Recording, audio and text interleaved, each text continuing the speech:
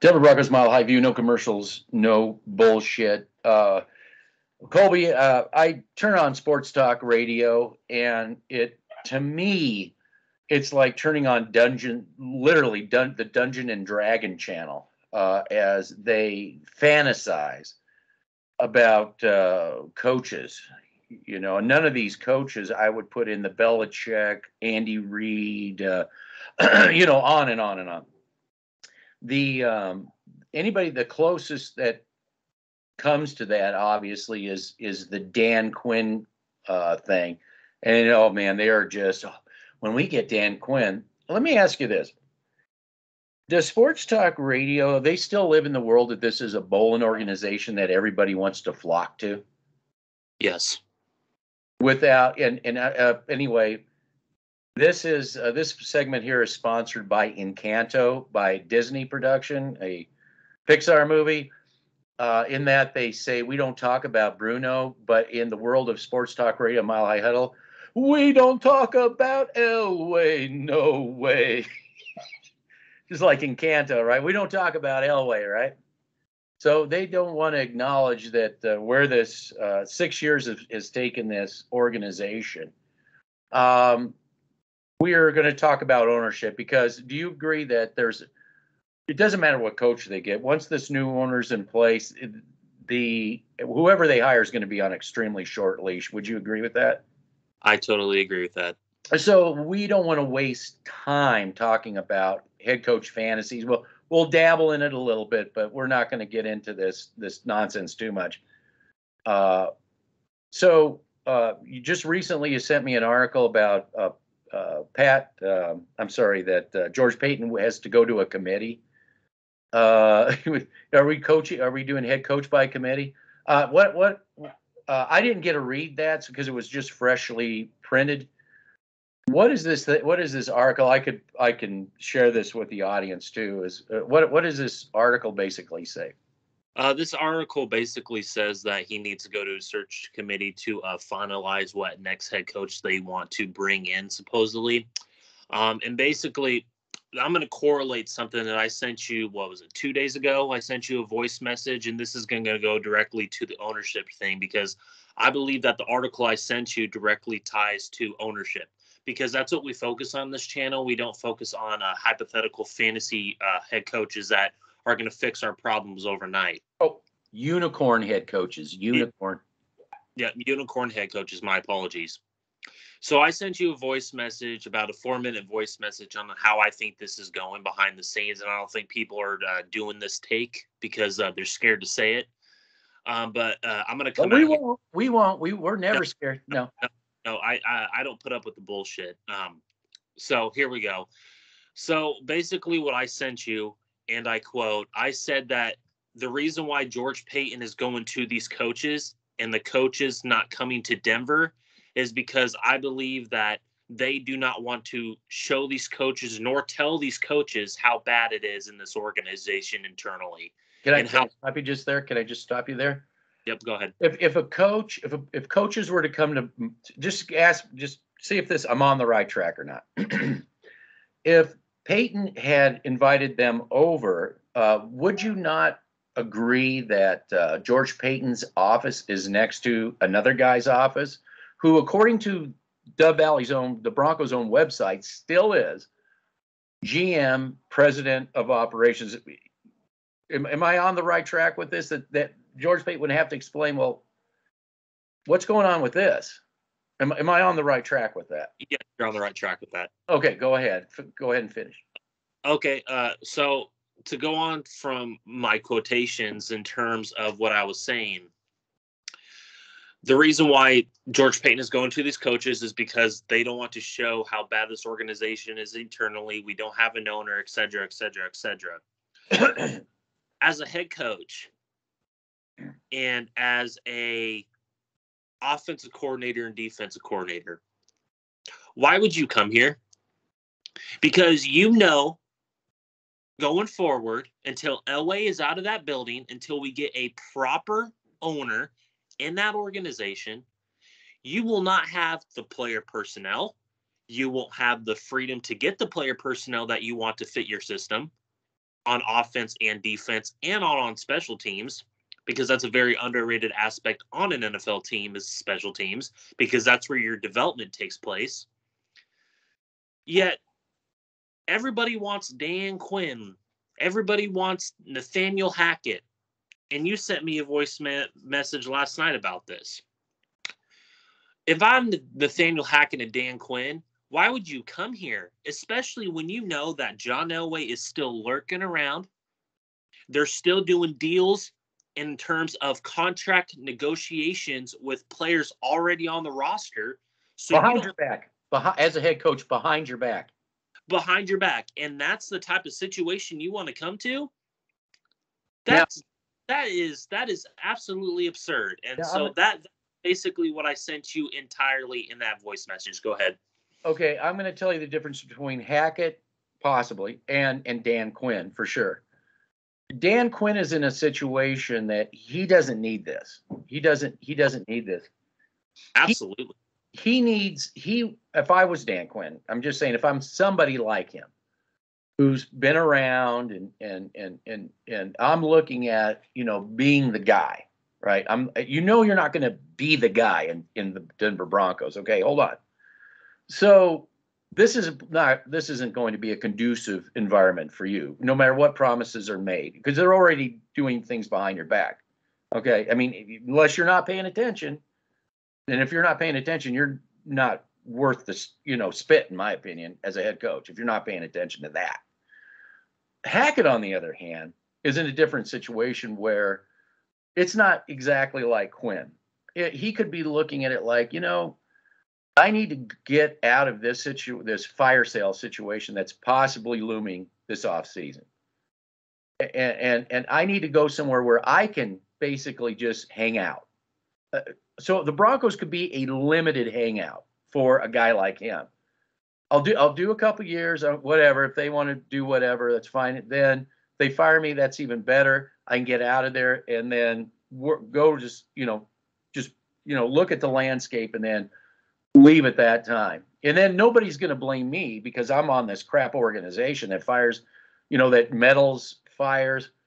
But that's what I'm saying. It's a different situation for somebody like that who wants to be in a limited hangout. Okay. But what I don't get is, why does George Paton have to go to a committee? And who, and again, you said don't bring them in and see what's actually going on. Who really is in that committee? Who really is spearheading that committee? Can you think of one name? John Elway and the trust. Yeah. Well, wait a minute. What about ownership and all this other stuff? So it's a screwed up situation. We haven't even talked about. Okay, you got your head coach. Great. Now you got to go find a defensive coordinator. Now you got to go. This is here, just to hear me out on this. You had some stability, but even though with the meddling with Fangio and even with Mr. Horrible offensive coordinator, you still had some sort of stability. You blew the whole coaching. Just say if I'm wrong, you blew the whole coaching thing up, right? And you're also meddling already, which is a la John Elway, meddling behind the scenes on player personnel before the coaches even get here. In my opinion, the train is already off the tracks, in my opinion. So I think that this is really going to be one of the most interesting situations, I think, in NFL history, just the way between the trust, Elway lurking. The candidates aren't even all that great anyway. And then building up people's hope, like, pumping air into a tire or something. And, these people just want to be lied to over and over and over and over again. They can't get enough of it. They can't get enough of being lied to. It just amazes me. It's like a science experiment, almost in psychology. But so where are they in the so-called, the reality of it, not the hype, but what's the reality of the coaching situation right now? I think the reality of the coaching situation right now is this team's a bottom organization in the National Football League. We were spot on. That was what our take was. We were spot on. Yeah, we were like we always are. Yeah. But to go off of what you asked me, yeah, we're a bottom franchise. We're down there with the Texans right now. I mean, the Texans actually have an owner, albeit maybe a bad one, but I mean, yeah, but still, I mean, in terms of organization stability and in terms of organizational development, in terms of player personnel, in terms of growth with coaches and scouting department, we're a bottom unit in the National Football League.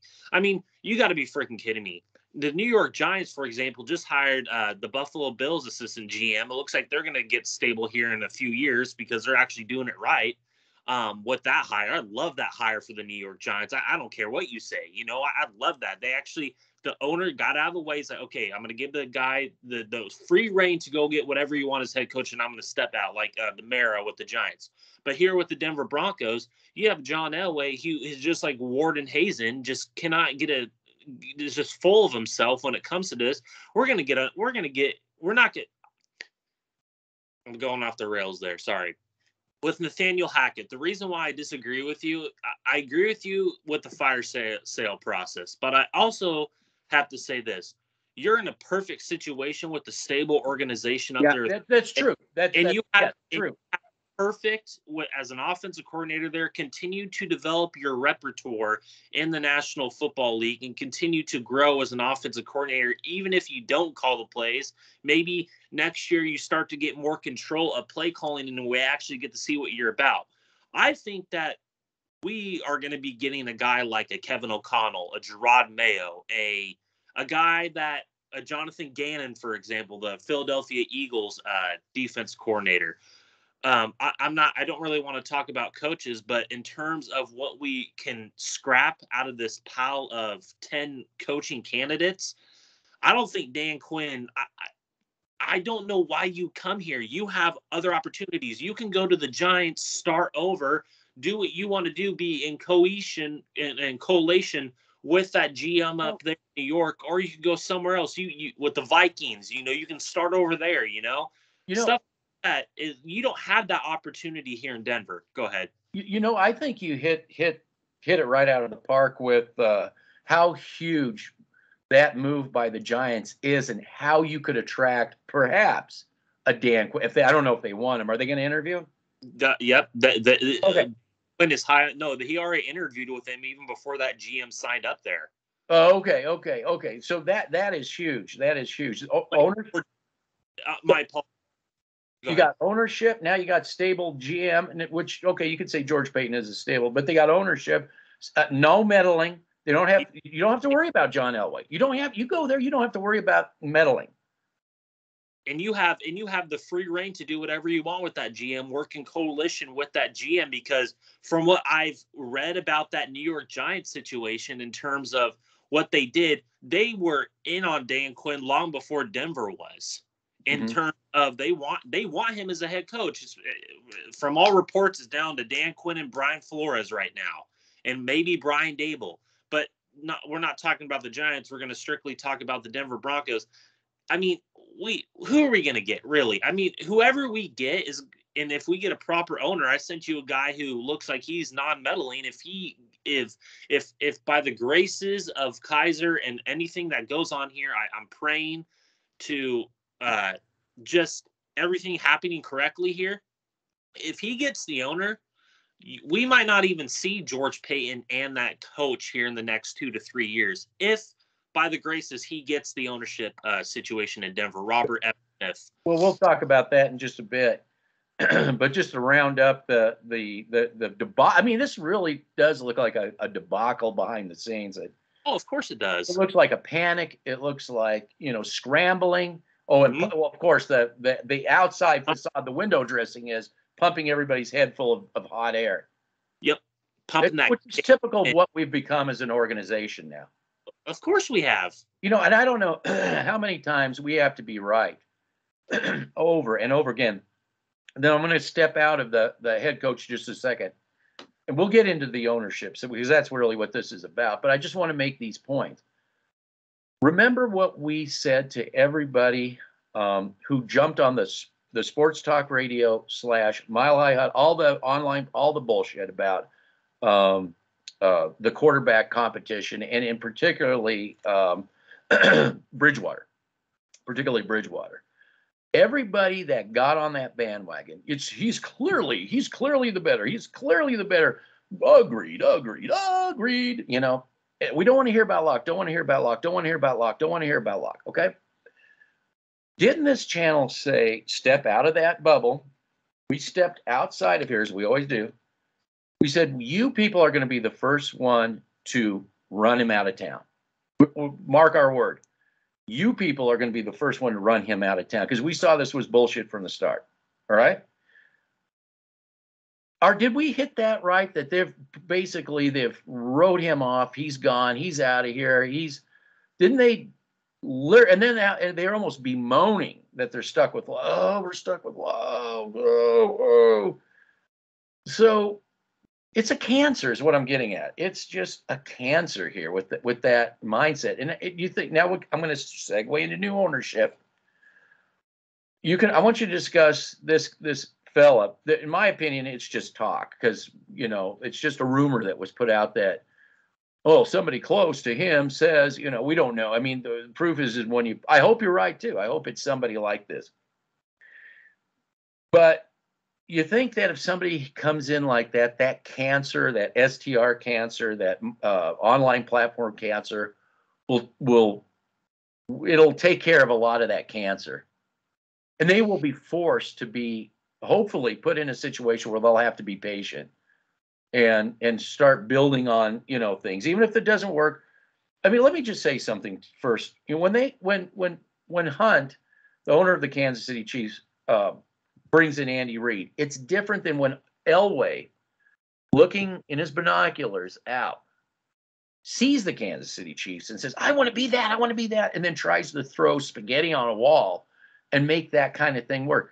Didn't Andy Reid didn't the Hunt, when they hired Andy Reid, say, this is going to take time. We need to work on scouts. I got a system. I need to work on, and that's another thing too. The Broncos they're going to, if they do it right, are going to have to get all new scouts to fit whoever comes in.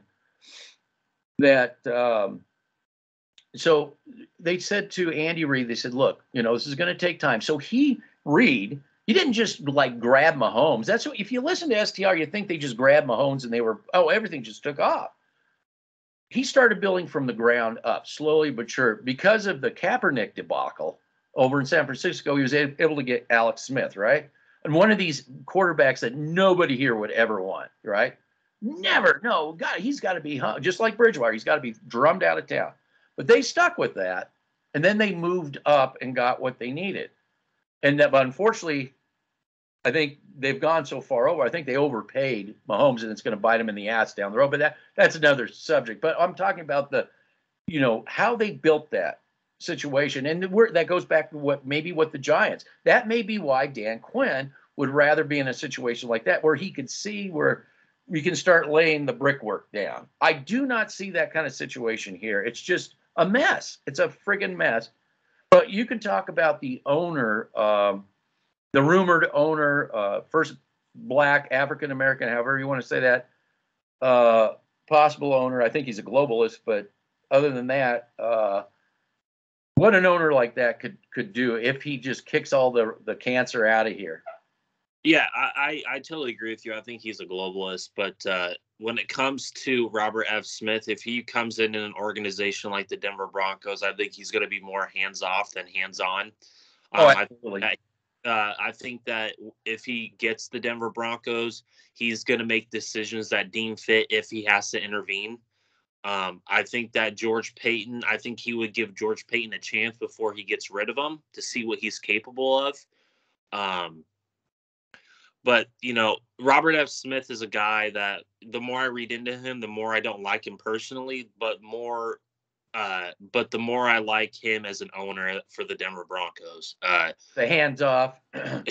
hands-off aspect, which we totally need here. I mean, we desperately need a guy that's hands-off, because we have a guy named John Elway who I'm just getting really sick and tired of seeing him in this organization week by week by week for the past 6 to 7 years.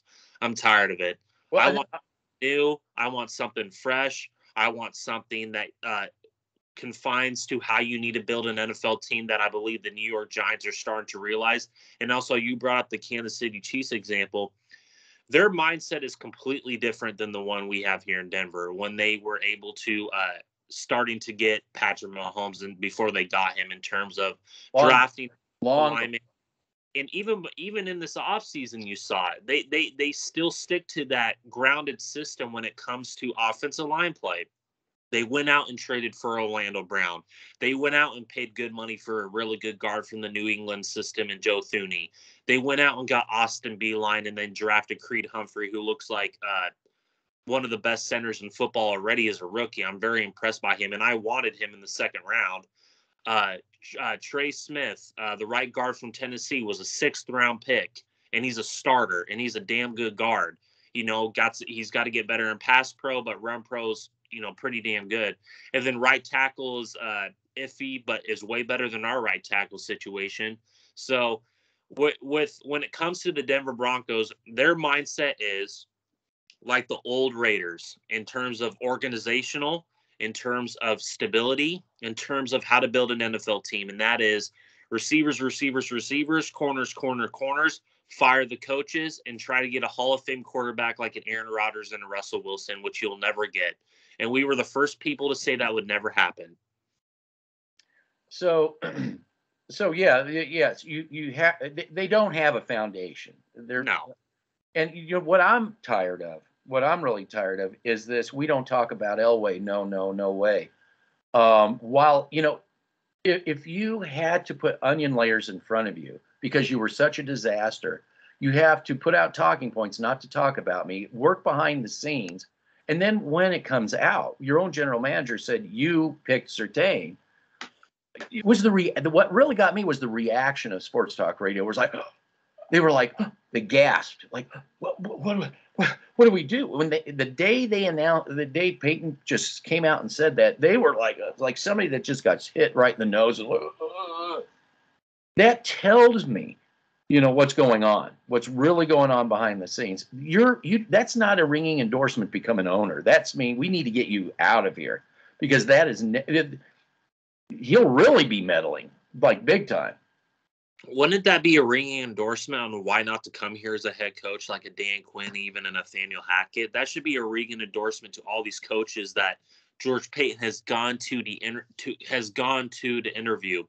And I just want to say this: there was a NFL Network commentator, and he was talking about the different organizational stability when it comes to the Giants and the Broncos. It was some NFL Network co-host, and I'll try and find the link to send it to you. But he was talking about the stability with the Giants and the stability with the Denver Broncos. Lack thereof.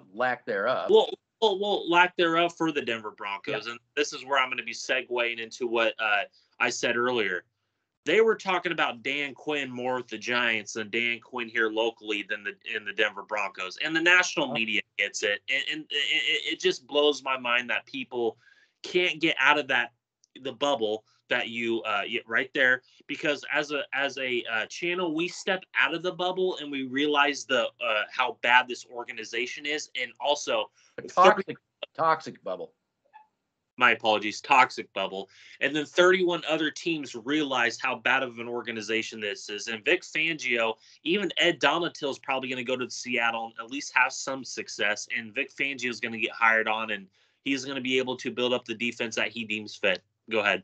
Well, if I'm Dan Quinn, if I'm for real, if I really want to go somewhere, who am I going to call and have a talk with? Who would I'm going to talk to Fangio. I'm going to call up Fangio, and I want to say what really went on. What's going on there? Anybody worth their salt. Anybody worth their salt is going to, take this, shove it to a side. I don't care whatever that circus is discussing over there. I'm going to call up and say, could you, it's nice to talk to you. Please tell me what's going on, behind this. Tell me your side of this before I get caught up in this. Well, that's a great point on your part, because I don't think people realize how Vic Fangio is well respected around the National Football League. And when it comes to Dan Quinn, if the Denver Broncos were number one on his list, he wouldn't have gone and interviewed with the Vikings a couple days after he interviewed with the Broncos. He would have canceled that interview and been like, "Hey, I'm going with the Denver Broncos. Thank you for the opportunity to give me an interview, but the Denver Broncos is a better situation for me right now." But he just decided to go to the go interview with the Vikings a day or two after. So I don't think Dan Quinn's high on this job as what they're pushing locally, in my opinion. Well, no, well, they're delusional because they Of believe course, they believe this is a Pat Bowlen organization when it's a trashed out John Elway mess, toxic, cancerous mess. And again, the NFL needs to put its foot down, all the owners, about these groups, if they can get that single owner. I believe that if the guy you're talking about, what's his name again? Robert F. Smith, I believe. I truly believe, if Robert F. Smith was going to put his money where his mouth is, honestly, if he was going to open up the checkbook, I think that the 31 other owners, or whatever, 30 other owners, if the others are by a group, would absolutely be on his side as a single owner. I think that would be something that the NFL would be pushing. And that means that Brittany and her clown Elway, and that even Manning, they're going to be up against a major hill. Yeah, people want John Elway, Brittany Bowlen in that committee, and Peyton Manning in his committee. I don't want a committee, because I believe, and we talked about this last offseason, you have too many talking points with those people when you're coming in an organization like this. You have too many talking heads to elaborate on what I said. Peyton Manning, I don't want Peyton Manning, because I think he needs to start from the ground and work his way up to be an owner one day. I need to see him start over in terms of an organization maybe built from the ground up. He needs to understand that he cannot meddle, because I believe if he comes in, he's going to be like Elway. He's going to meddle. Good job, Peyton. Good job, John Elway. Those type of talking points that we've heard for the past 6 years. Yeah, and it could be one thing of that. What I see is if Elway definitely became an owner, it would just become more and more toxic, and Elway would have to talk, and would eventually have to be held accountable by the other owners, that whoever's in the group. And I just think it would be a really toxic situation over time. It would even, you think it was bad for 6 years. I think that would just like double down in just dysfunction. Well, when it comes to the dysfunction of this organization, we brought it up in our last video, I believe, when it came to John Elway and Vic Fangio, the ties that they have, and who hired Fangio. And that man couldn't even come to his own press conference. Yeah, yeah. And to me, why, as a head coach and as even an offense coordinator wanting to become a head coach, or a defensive coordinator to become a head coach, or a special teams coordinator to become a head coach, you watch that and you're like, if you have two brain cells in your head, you sit there and you're like, John, we hired Fangio. Why is he not at his press conference? Why he is not in his post press? That makes no sense to me. In any stable organization, the president of football operations, or the GM who gave himself a promotion, not a demotion, would have gone to that press conference and faced the music. But he didn't. He hid behind George Paton and Joe Ellis. Yeah. And that is that a ringing endorsement of ownership to you? Pat Bowlen would come. Obviously he came because of Shanahan, but and when hiring Josh McDaniels, he was there at the as an owner. It speaks volumes to what we've been putting a spotlight on for so long. And if you want to ignore it, fine, but at your own peril. You're going to be just in this wheelhouse of dysfunction for quite a long time if we don't get proper ownership. It's going to be a disaster here for years to come. And to me, it doesn't really matter what coach we get. Whoever we hire, I'm not going to be impressed, because I know that I know that that person is going to be a yes man and a leash on a dog. He's not going to be able to do the things coherently with a George Paton and the head coach that they should, like the New York Giants will possibly do with a Dan Quinn and that Bills defensive coordinator, or that Bills assistant GM. My apologies. So it's just wash, rinse, repeat, Groundhog's Day all over again until we get proper ownership in this organization. Well, no matter how you slice it, if Elway becomes an owner, it's just going to be a disaster. If you get the guy we want, Smith, Agent Smith, there to be the owner, it's still not going to bode well for that coach because I bought the team. This isn't the guy I'm going to give you a little time to work this out, but I'm going to see how this goes, and then I'm going to get with the GM and say, we really need to start working on fundamentals here. We need somebody with a clue. We need to build scouting around. We need to build up the scouting department to just do it's simple stuff that New England, Kansas City, Buffalo. You mentioned, the framework that works. Not grabbing guys like Glasgow and whoever and putting mishmash of things, systems that don't even match, and then try to think that you're going to get an Aaron Rodgers or some stupid we're such a punchline for has-been quarterbacks, retread quarterbacks. I just watched a commercial. Tom Brady was in a commercial about a trade. I'm making a trade. And they showed Denver. And oddly enough, just weird that the guy looked just like that potential owner.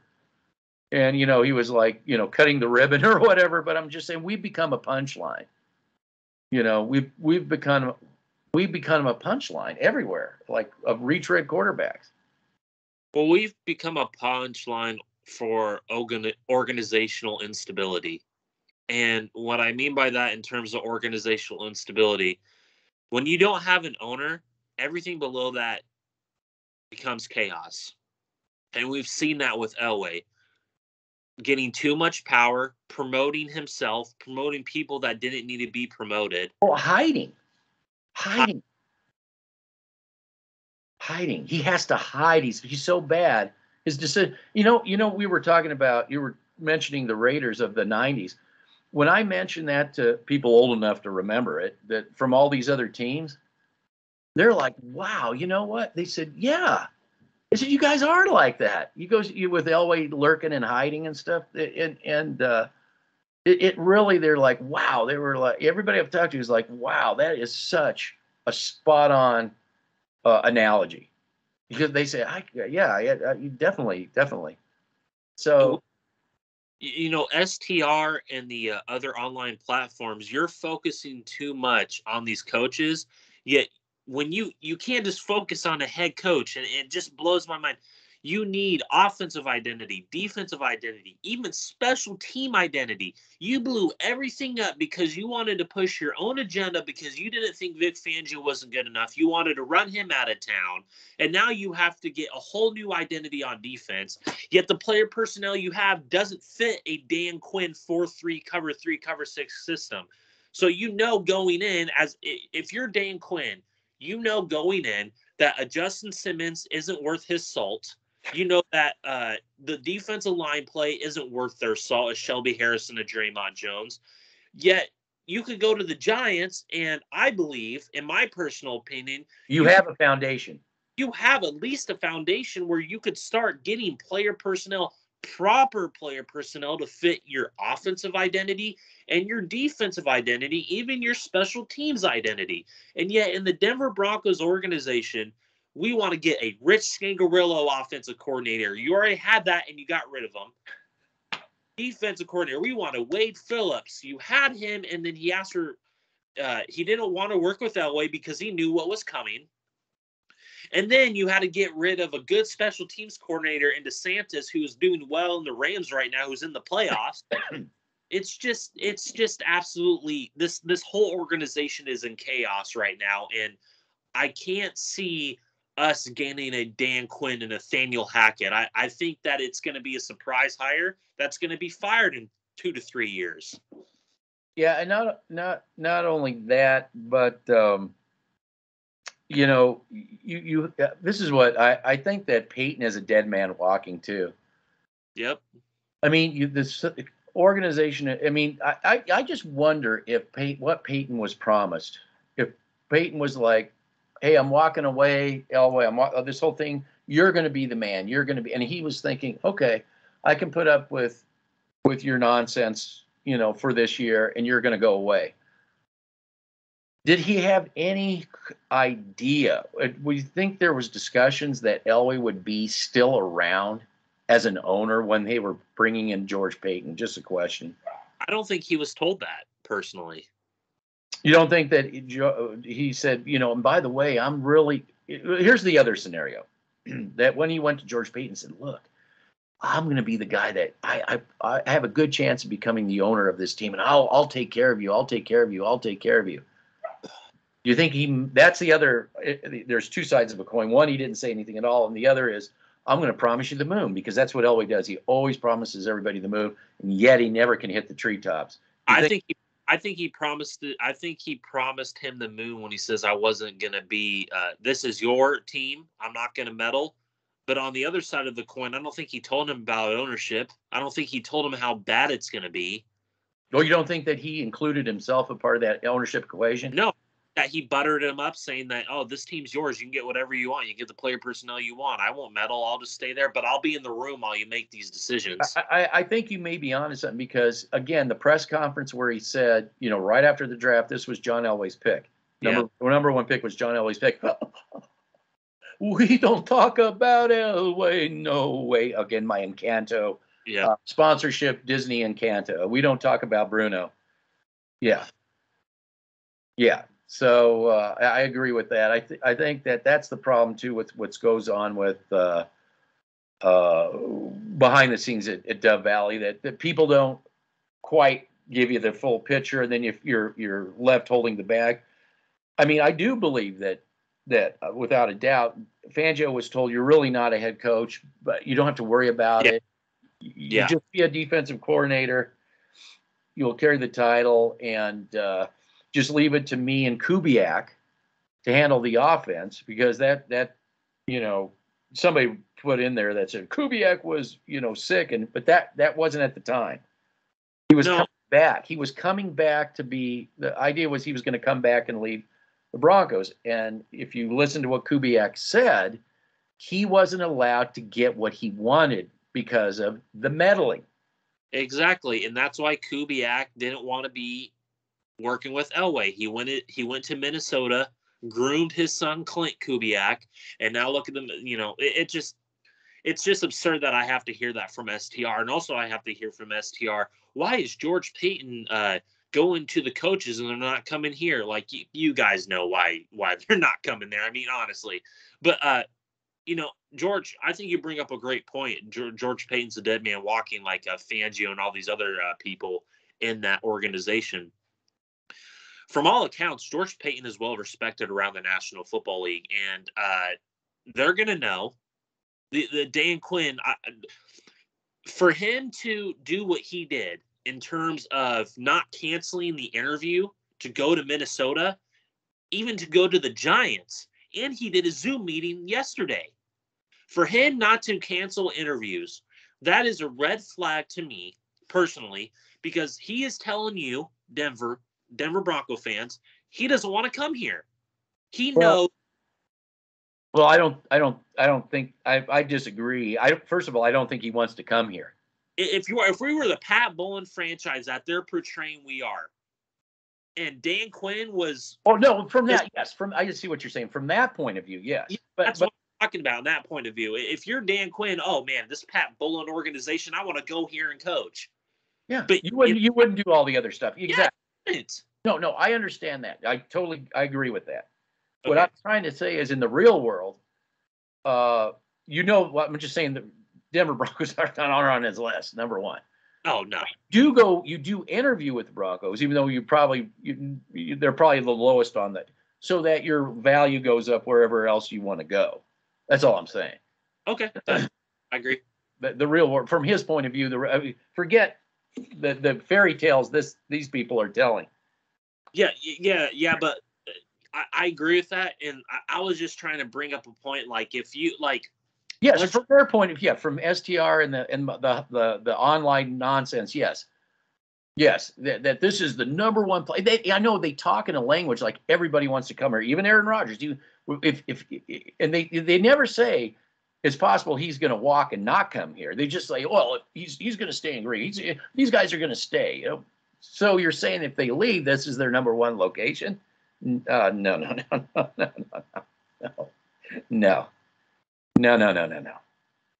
I mean, it's possible Aaron Rodgers could leave the Green Bay, but this isn't going to be the place he's going to go. No, I would go to the Saints or the Colts personally. I'll go in a number of. This would be definitely at the bottom of the list, and that's the thing that these other platforms aren't going to give you, aren't going to talk about, because quite frankly, it doesn't sell. Reality doesn't sell anymore, especially in this day and age. Reality just doesn't sell. Absolutely. And factual information in terms of an organizational instability doesn't sell anymore. No. They all just, those coaches, those Kyle Shanahans, those Sean McVays, you know, we're not going to talk about the process of how they became good coaches in terms of that organization, in terms of proper ownership stability and organizational stability and getting the players that fit that system. Scouting. Scouting, management, the list goes on and on and on. Ownership, absolutely. Yeah, none of that is a part of the equation. If you look at it, it's all still the old Elway model of grab a thing of spaghetti, throw it against the wall, and it'll work. Don't worry, we'll be in the playoffs. You know, it's just nonsense. And I heard from. I'm just going off topic here, and I just want to say this because this will probably give you a proper laugh, hopefully. Zach By and Oakley Dokley Stokely were saying, Zach By specifically, he was saying, well, if we get Kirk Cousins and we trade a first and a second or 2 first-round picks for Kirk Cousins, we're going to go to the playoffs. I believe that full-heartedly.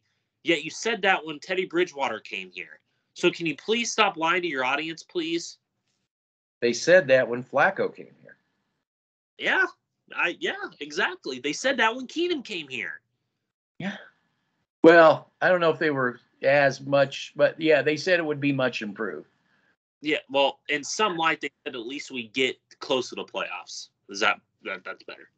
Yeah, this is why we need ownership, so we can just get these people to, there's no more Elway talking points heading your way. Yes, start being critical. That's fine. I encourage it. It's long overdue.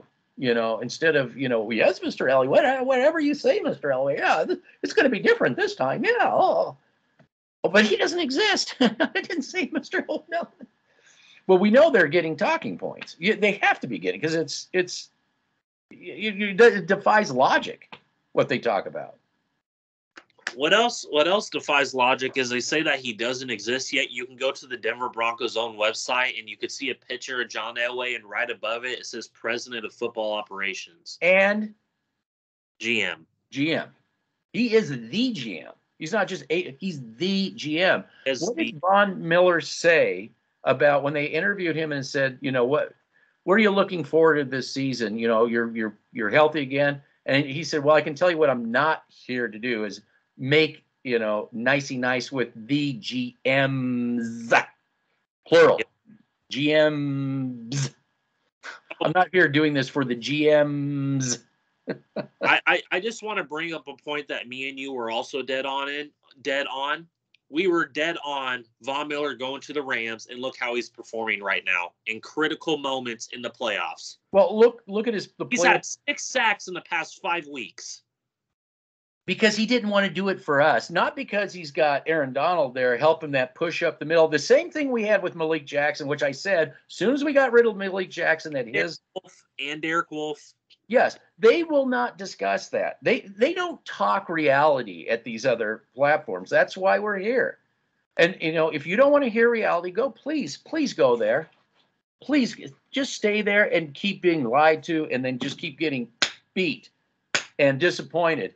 And just over and over and over again. Yeah, that's just keep getting hit in the head with that 2x4. Maybe one day you'll learn. I don't know, but Yeah, we've been really batting 1,000. The only thing that I'd say that I got it really wrong, but not because I said I didn't know, was keeping Shermer around. We said it was a possibility. And I do believe that if Elway really had his way, he would have loved to have done that. Yeah, and Javonte Williams, that was something I was wrong on, and I'll continue crowing that. But is he going to be used properly? Probably not. So, yeah, it's going to be interesting to see the player turnover here. Oh, you got Glasgow. Yes. you got Barry. Yes. Yeah, he could be really good next year. He could be really good. You said that You said that last year too. Yeah. Don't worry about Bowles. Don't worry about Bowles.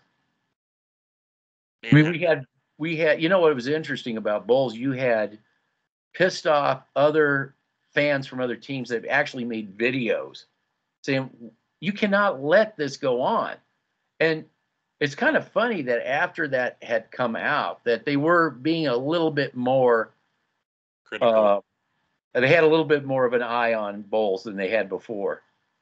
Yeah, I think Bowles isn't even a top 5 left tackle nor a top 10 left tackle, and you paid him like that, and that goes to show what Elway is all about: paying his players, paying his boys, and getting rid of a Billy Turner, getting rid of all these other Matt Paradis, guys like that who he doesn't believe can contribute, but his players, yeah, like a Justin Simmons and a Garrett Bowles and a Shelby Harris, yeah, you could pay those guys the buttload, but the guys that work hard and that are developing in a good way, no, just get rid of them. We don't need them. Yeah, because you just throw spaghetti against a wall and it'll work. Just trust it.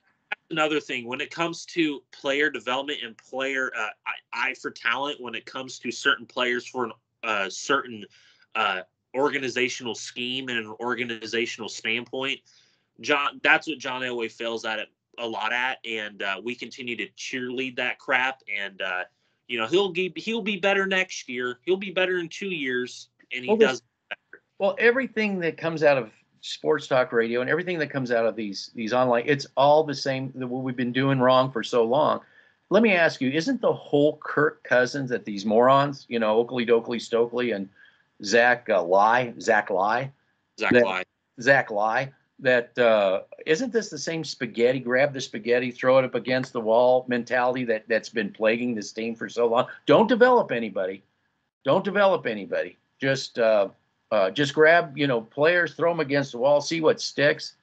Well, the proof of evidence we do have of the plague and the throwing the spaghetti against the wall is the Cody Rourke interview with that former player, I believe, correct? He stated that there's certain players in this organization that are privileged, and there's certain players that are not privileged that actually deserve to be paid and deserve to be recognized and to be a bigger part of this organization. Yeah, it's pretty bad. It's amazing what's going on, and the denial is amazing. And I think you're right. I think that the coach they hire is going to be a big wake up call to the lying and the distortion that's been going on. Yep, I agree with that. I think it's going to be a big wake up call. It seems to me they're desperately looking for whatever they can get. While putting out, these are our two guys. But you're right. Hackett doesn't have to settle for this. He could go still somewhere else, probably. So yeah, he doesn't necessarily have to. I'm just saying that. Well, let's just take the Broncos out of the equation. Let's say they're not even in the equation. He could be looking at getting out due to a fire sale and go somewhere else. But you're right. He doesn't have to choose this place. No, I don't know why you would. Personally, if I was a head coach, I would be like, thanks, but no thanks. I'm gonna go to an organization that actually values what I can do as a player personnel and a player development standpoint in an organization.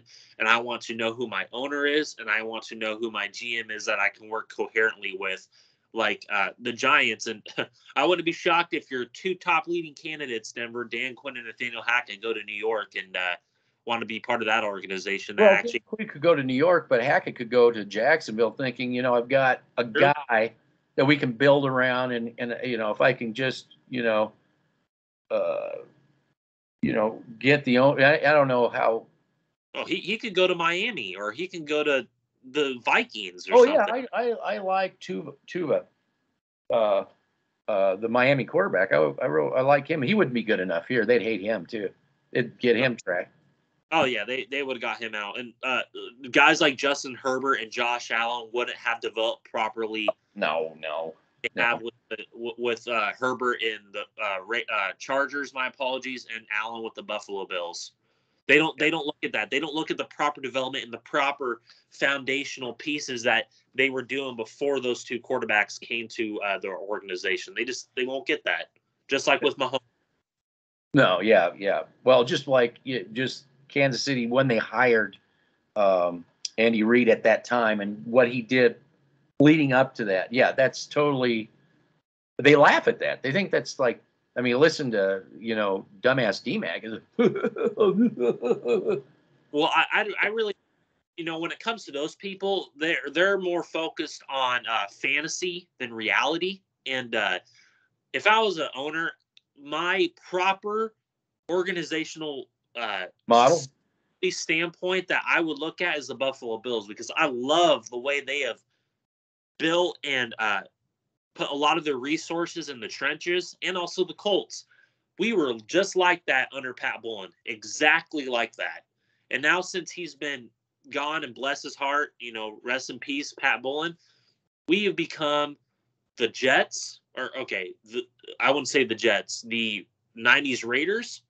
We've become what the Kansas City Chiefs used to be before they got their stuff together. We've become like the Chargers used to be even before Philip Rivers came there. It's just a big old conglomerate of two heads spearing each other and absolutely making no sense in player personnel and also organizational decisions as a organization in the Denver Broncos. It doesn't make any sense. Okay, I'm going to expand on that point. This will be, for me, my final. And then I'd like you to maybe even discuss, again, kind of go over this week of interviews and what this means to you. But this is my final thing is what you were saying. The Broncos are so behind. I believe they're behind the Texans. I think they are the very bottom because first you got to get the ownership situation. That's primary ownership. Then you got to get somebody in here with some kind of a vision, some sort of a track record, some sort of an ability to put together. Then you need scouting to make that happen. You're going to have to revamp the whole scouting department to fit this. They're going to have to work all scouting, head coach, and GM, owner. All four of those. All four are going to have to be in lockstep together. Okay. Then we can start, after we determine what it is, then you're going to have to find out offensive coordinator that fits that system. Then you're going to have to find a defensive coordinator that fits you've got so many steps right now that need to be taken. You can't just think that you're going to grab Kirk Cousins. You can't just think you're going to, grab spaghetti and throw it up again. Again, you got to get away from this John Elway thing. It's the only thing that's going to happen. If we don't do that, and I'm just going to keep saying that this is going to go so far down the abyss that they will not be able to use sports talk radio to hide the toxicity. This organization has a long way to go because Elway has dug it into a hole so far. It's just there's no way around this. No way around this. So I'm just curious. Give me the spiel on this whole idiotic coaching thing, and in the real world, what really, and then you can tie up with whatever you want. I'm just kind of done now. Okay. So with this whole coaching thing, the coaching carousel that we're going through, it's like we're going through quarterbacks, the quarterback carousel.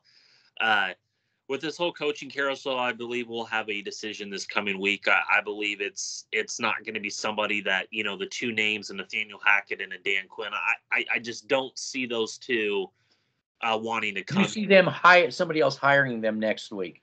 Oh, I see someone else hiring them next week, but I think that STR is going to be shocked of who we hire.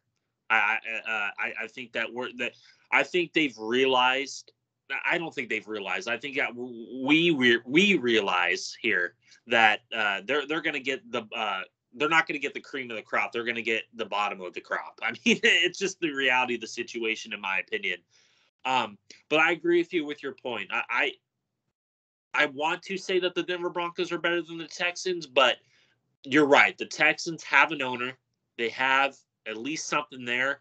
So if John Elway gets control of this organization, you think 6 years have been bad? Yeah, that's exactly my reaction. You think the 6 years, and that should be every Denver Broncos fan reaction, what he just did right there. You think these past 6 years have been bad?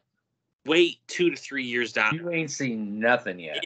You have not seen anything like it before, and you're gonna be wishing that you have Pat Bowlen back in this organization. I guarantee. I don't understand why they don't wish that now. I just because they're so caught up on the John Elway Super Bowl 50. That's it. They think that was all him. That's all they talk about. You've told me that before too. I told you they would say that. I told you they would keep up. They don't look at the 6 years. But when he's on his own, when he doesn't have Pat Bowlen, when he doesn't have Manning, when he doesn't have Wade Phillips, don't look at that. Or Adam Peters. Don't look at that. Whatever you do. Oh, and I just want to say Adam Peters was a finalist to get the New York Giants GM job, so that's how well regarded he is around the National Football League. We got and Elway did what? What did Elway do? He fired him because he went against his logic. Yeah. Why did Kubiak leave? Why did Kubiak leave? Because Kubiak wasn't able to get the player personnel and the coaches that he wanted. Because of what? Elway. And why did Wade Phillips leave? Why did Wade Phillips leave? He didn't want Elway. Yeah. So they won't talk about Wade Phillips and all these other people, all the people that put that together. It's just strictly that is a disservice to the whole what really happened, the real story of Super Bowl 50. And this will be the last point I'll talk about because I gotta get going here soon. Yeah, me too. So I apologize for talking too long. When it comes to the Denver Broncos, and I just want to say this to the fans out there who actually have a clue, and to all the people that don't have a clue, you aren't going to be changing this organization until you get a proper owner. And I want people to listen to what I have to say here. Once you get that proper ownership in place, this whole thing will be completely different than the PR machine that John Elway has pushed for the past 6 years. You're going to see proper player development, scouting, management, proper coaches that actually have a system that we can put towards that system.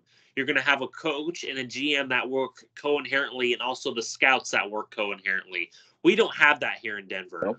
And to all the people that say that John Elway is going to be gone in March, he doesn't exist. He didn't give himself a promotion. He took a demotion, which is totally false to your audience, which is totally false to the people that actually buy your merch. And I don't know why you'd buy their merch, because that's a con game and a scheme. We talk about things in a different point of view. We talk about things in a GM mindset and an organizational mindset. That's why, you know, we're getting people more and more, little by the day. But to the people that have come and understood this, you guys are the primary force on why we are Pat Bowlen fans. We are Pat Bowlen fans to the freaking T, and we need to understand that Pat Bowlen was a big part of Super Bowl 50. It wasn't John Elway. Winging it alone. Yep. It was Pat Bowlen, Wade Phillips, Peyton Manning, Adam Peters, all these people. I just really hope that you guys understand, the people that want John Elway, it's going to be bad in 2 to 3 years. Keep that in mind, please. It will get bad. It will get worse in 2 to 3 years. Guaranteed. If he is the owner. Well, those people are not very numerous. I'll say that. I agree. Even the Kool-Aid drinkers don't want him. That should tell you something. Yep. Yeah. Overall, I mean, pound for pound. Yeah. Bigger. Yep. In the bigger. Yeah. Yep. Absolutely. Awesome. So, again, I just wanted to say one last thing before we go. I guess I did have one thing, is that we had a commenter say that you guys should do more. We don't get paid for this. We also, we try to work on quality, not quantity. We try to put out a quality product, and it isn't, if we got paid, we could do film breakdown. We could do a lot of stuff like that. Film breakdown. we could get, dive into scouting. We could do things that probably would bore a lot of people, but I mean, it would be definitely more in depth. You would actually get something out of it. And that's what we would do if we somehow got paid for this, but we don't get paid. So all we can do is give you the best, truth that we can possibly give. We're not always 100% perfect, but we don't have an agenda other than, trying to be the best organization in reality and base it off of what we saw worked before and not try to, pretend that what's going on now in any way is sustainable. That's all I got to say. Yeah, absolutely. And to go off of that point, I planned this off season. I know that it's really not going to mean anything, but I plan on this off season to dedicate a lot of, I want to say a lot of my time, but some time into getting deeper into these prospects that are coming up. I have a few guys that I'm very high on that the Denver Broncos won't get. Free agency is a big part. Guys that are under the radar that we could sign, like a Ronald Darby a few years ago that you wanted. Guys like that who can and more development. Guys that are up and comers. Absolutely, and to quality. Quality. What you said about that. I live it. I'm recording in my mom's garage. You're recording in your mother's basement. So we got to get. If we were getting paid, we'd have better studio product, but we don't because he lives in the basement. I live in the garage. And we're playing Dungeons and Dragons all day long. I'm watching Chicken Little, playing on that right now after I'm done with this video. So just watch Chicken Little. Yeah, but if you want to talk Dungeons and Dragons, it's those other guys. What they're doing with these coaches, they're the Demogorgon, or whatever, whatever that Dungeon and Dragon speak is. But I mean, it's a fantasy world they're living in. I just turned it on. It's like you're talking about stuff that'll never happen. Click. I just shut it off. I told you. Cecil Lammey comes on. Click up. Turn the Cranberries. Oh, okay. I'm listening to the Cranberries. I'll do that. I'd even actually suffer through that than listen to Cecil Lammey and just nonsense. To all the people that you listen to, their logic is more in line with Madden 22 than real life. Just saying. And they can't understand why it doesn't translate into reality. I mean, it translates. It translated into Madden 22. You could get rid of your first round pick for an Aaron Rodgers. You can get your first round pick for Russell Wilson. You can do that on Madden 22. Yeah, because they want to come here. This is the place everybody wants to come to. They want to come here. Telling yourself that. Keep telling yourself that. Goodness gracious. This is what we've become. This is what this organization's become. It is a lot like the Raiders at that time. It's a joke. Yeah. And people, one last thing too, is people really should take a look at this season and stop blaming just say Fangio. It's Fangio. When we got our asses handed to us by the Raiders, the Ravens, and Steelers, and on, and Philadelphia. I mean, can you just look at reality for once? Just look, and you think, oh, the coach will make all that go away. No, he won't. No, it's got to start from the owner. We were a long ways. We have a lot of building to do, and it starts at the ownership level. I'm sorry. No Dan Quinn, no Nathaniel Hackett is going to wave magic wands overnight and improve this team. That's not how it works in the National Football League. No. Which we've explained the Buffalo model, the Kansas City. We've explained these models. They are not discussed. They're not to be discussed on these other platforms. So good luck. I'm just saying, good luck with all that. Good luck. Good luck. All right, I'll let you go. All right, take care. You too. Bye-bye. Bye.